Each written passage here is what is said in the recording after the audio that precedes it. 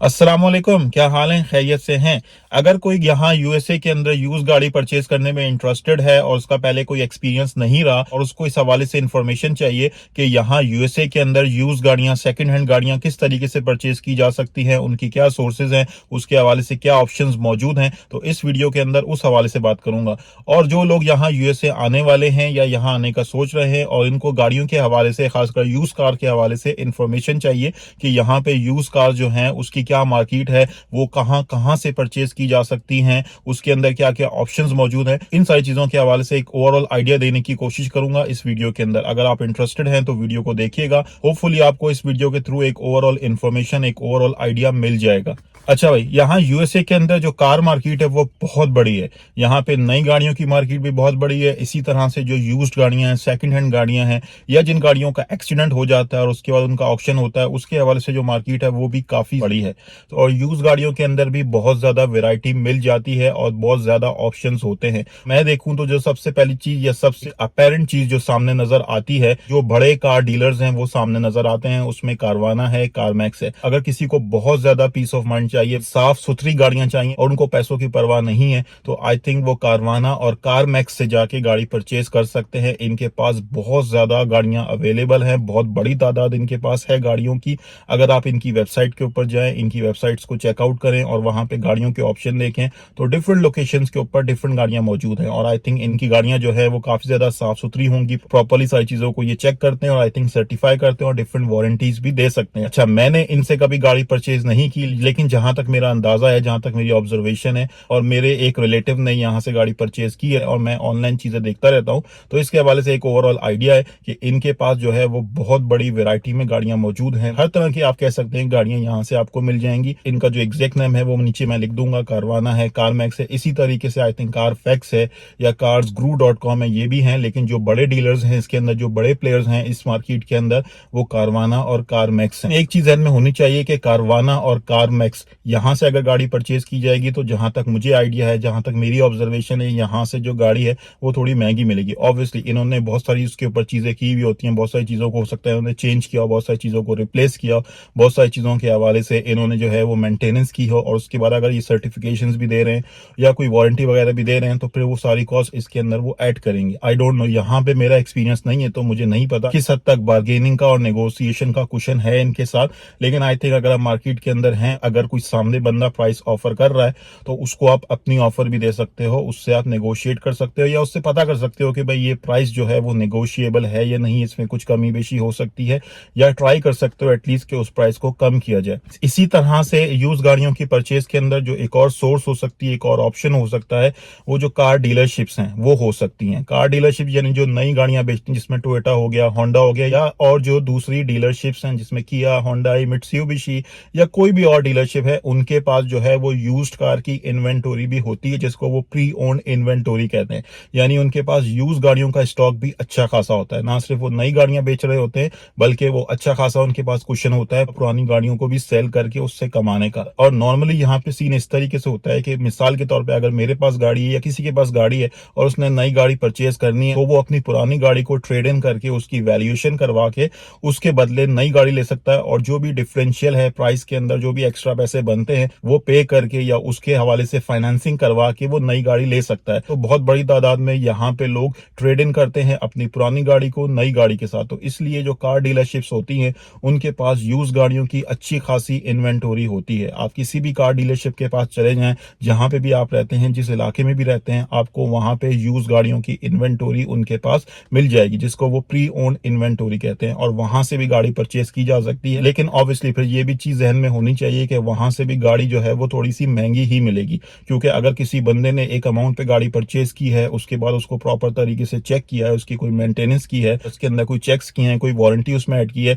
तो वो उसकी कॉस्ट उसमें ऐड करेगा, फिर अपना प्रॉफिट मार्जिन उसमें ऐड करेगा, और उसके बाद जो है वो उसकी सेल्स प्राइस डिटरमिन होगी। उसमें डॉक्यूमेंटेशन फीस, टैक्सेस वगैरह और चीजें भी हो सकती हैं, तो जिसकी वजह से जो गाड़ी की टोटल प्राइस है, जो सेलिंग प्राइस है, वो काफी ज्यादा फिर ऊपर चली जाएगी एज कम्पेयर टू अगर आप किसी बंदे से, किसी भी पार्टी से डायरेक्टली अगर कोई गाड़ी परचेज करते हो और कैश प्राइस पे गाड़ी परचेज करते हो, बजाय इसके कि आप किसी डीलरशिप के पास जाके उससे यूज गाड़ी परचेज कर रहे हो। जो गाड़ी बेच रहा है, आप ऑनलाइन रिसर्च करो, देखो कोई आसपास कोई गाड़ी यूज गाड़ियां लगी हुई है या नहीं लगी हुई, उससे आप डायरेक्टली परचेज करोगे तो आप ये सारी जो एक्स्ट्रा कॉस्ट है या जो प्रॉफिट मार्जिन है किसी और डीलरशिप का, उसको अवॉइड किया जा सकता है। और उसके लिए क्या ऑप्शन है, उसके लिए फेसबुक की जो मार्केट प्लेस है वहां पे बहुत बड़ी तादाद में गाड़ियां सेल होती हैं। तो अगर कोई जाके देखे, फेसबुक की मार्केट प्लेस सर्च करे, उसके ऊपर व्हीकल्स को देखे, तो वहां पे भी गाड़ियां बहुत ज्यादा सेल्स के ऊपर आई हुई होती हैं, तो वहां से भी गाड़ी परचेज की जा सकती है। तो जो तीसरा ऑप्शन हो सकता है वो फेसबुक मार्केट प्लेस का ऑप्शन हो सकता है। अच्छा, इसके अलावा जो एक और ऑप्शन है यहाँ पे, जिनको गाड़ियों की समझ है या एक ओवरऑल आइडिया है या थोड़ा बहुत वो रिस्क ले सकते हैं और उनको बहुत ज्यादा पीस ऑफ माइंड नहीं चाहिए, वो गाड़ियां परचेज कर सकते हैं कोपार्ट से या IAAI से। नॉर्मली कोपार्ट जो है, जो वेबसाइट है, जो बहुत बड़ी वेबसाइट है जिसके ऊपर गाड़ियों का ऑक्शन होता है, उसको बहुत ज्यादा लोग यूज करते हैं एज पर माई नॉलेज, और वहां से बहुत ज्यादा गाड़ियां परचेज की जाती हैं। जो छोटी कार डीलरशिप्स हैं या जो आम लोग जो छोटा मोटा गाड़ियों का बिजनेस करते हैं, गाड़ियों का कारोबार करते हैं और यूज गाड़ियां परचेज करके या सैल्वेज टाइटल गाड़ियां परचेज करके या ऑक्शन से गाड़ियां परचेज करके उनको बना के और थोड़ा बहुत अपना प्रॉफिट मार्जिन रख के उसको सेल कर रहे होते हैं। और इस तरह के जो लोग हैं या जिनको आम गाड़ियों का शौक है और वो गाड़ियां परचेज करते हैं और थोड़ा सा अपने पास रख के दोबारा सेल कर देते हैं, तो इस तरह के बहुत सारे लोग जो है वो कोपार्ट से गाड़ियां परचेज कर रहे होते हैं। इसी तरह से एक और वेबसाइट है IAAI, वहां से भी गाड़ियां परचेज की जा सकती हैं, जो कि सैल्वेज टाइटल की हो सकती हैं या ऑक्शन के ऊपर जो गाड़ियां मिल रही होती हैं, जिसमें नॉर्मली जो है वो इंश्योरेंस क्लेम वाली गाड़ियां होती हैं, यानी जिसका एक्सीडेंट हुआ होता है। तो कोपार्ट से या IAAI से नॉर्मली जो है वो एक्सीडेंट शुदा गाड़ियां मिलती हैं ज्यादातर। आई थिंक कोपार्ट से क्लीन टाइटल्स वाली गाड़ियां भी मिल सकती हैं जिसके ऊपर इंश्योरेंस क्लेम ना हो, लेकिन नॉर्मली ज्यादातर इन वेबसाइट्स के ऊपर जो इंश्योरेंस क्लेम वाली गाड़ियां होती हैं, जिसके ऊपर इंश्योरेंस क्लेम आ चुका होता है, जिनके ऊपर या तो सैल्वेज टाइटल होता है, वो गाड़ियां यहाँ पे बिक रही होती हैं। जिनको थोड़ी बहुत समझ है गाड़ियों के हवाले से, वो थोड़ी बहुत रिसर्च कर सकते हैं, चीजों को चेक कर सकते हैं या गाड़ियों के हवाले से एक ओवरऑल आइडिया लगा सकते हैं। तो वो इन वेबसाइट को यूज करके, इन वेबसाइट पे अपना अकाउंट बना के यहाँ से जो है वो गाड़ियां परचेज कर रहे होते हैं ऑक्शन के अंदर। लेकिन ऑब्वियसली इसके अंदर रिस्क के जो चांसेस हैं, इसके अंदर जो लॉस के चांसेस हैं, वो भी ज्यादा होते हैं। अगर किसी बंदे को गाड़ियों की नहीं समझ है और उसने एक गाड़ी देखी जो उसको पिक्चर्स के अंदर या उसको डिस्क्रिप्शन को पढ़ के उसको सही लगी, उसने वो गाड़ी ऑक्शन से परचेज कर ली, लेकिन बाद में उस गाड़ी के अंदर कोई बड़े मसले निकल आए, तो उसके अंदर बहुत ज्यादा नुकसान के चांसेस हो सकते हैं और बहुत ज्यादा नुकसान हो सकता है।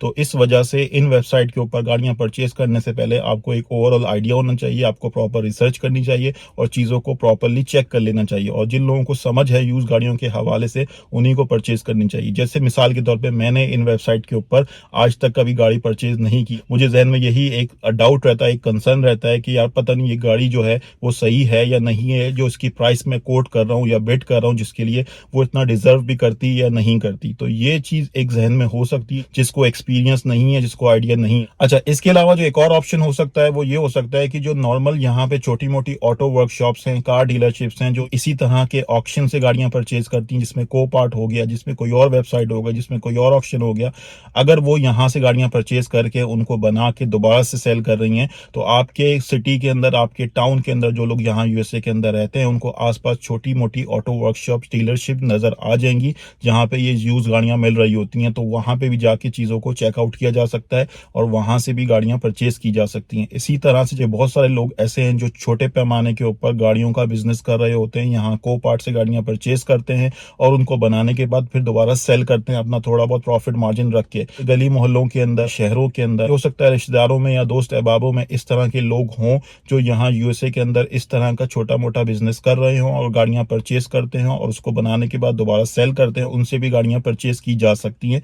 ये भी एक ऑप्शन होता है। और मैंने भी जो अपनी पहली गाड़ी यहाँ USA के अंदर इसी तरह से परचेज की थी, हमारे जानने वाले रिश्तेदार वो ये काम करते हैं, वो इसी तरीके से ऑक्शन से या सैलवेज की गाड़ियां परचेज करते हैं और उसको बना के दोबारा से सेल करते हैं। तो मैंने भी जो अपनी पहली गाड़ी यहाँ USA के अंदर ली थी वो उन्हीं से ली थी और उसका सैलवेज टाइटल, और उसको तकरीबन 7 साल हो चुके हैं, वो अभी तक गाड़ी चल रही है। ऑब्वियसली उसमें मेंटेनेंस का काम साथ साथ होता रहता है, बहुत सारी चीजें निकलती रहती हैं, बहुत सारे काम करवाए हैं, लेकिन ये है कि गाड़ी चल रही है। तो ऑब्वियसली जब आप पुरानी गाड़ी ले रहे होते हो तो उसमें आपको कुछ ना कुछ मसले मसाइल निकल सकते हैं, उसमें ये वाला रिस्क तो होता ही है। उससे कोई बहुत ज्यादा फर्क नहीं पड़ता। अगर आप यूज गाड़ी परचेज करने के लिए मार्केट के अंदर हो तो इन सारी चीजों के हवाले से वैसी चीजें जहन में होती हैं। इंसान अपनी पूरी कोशिश करता है नॉर्मली कि जो भी वो गाड़ी परचेज करने जा रहा है उसको वो प्रॉपरली चेक कर ले, कोई ऐसी चीज तो नहीं है जो बड़े मसले वाली चीज है जिसके अंदर बाद में ज्यादा खर्चा हो सकता है। और जिन लोगों को समझ है गाड़ियों के हवाले से, अगर आप उनकी हेल्प ले लें, उनकी असिस्टेंस ले लें while you are purchasing use car, तो ये भी हेल्पफुल और यूजफुल हो सकता है। अच्छा भाई, ये कुछ ज्यादातर सोर्सेज हैं या मेन सोर्सेज हैं आप कह सकते हैं कि जिसके थ्रू, जिसके जरिए यहाँ USA के अंदर यूज गाड़ियां परचेज की जा सकती हैं। और जो लोग भी इंटरेस्टेड हैं, जिनको भी यहाँ USA के अंदर यूज गाड़ियां परचेज करनी है या उसके हवाले से वो सोच रहे हैं,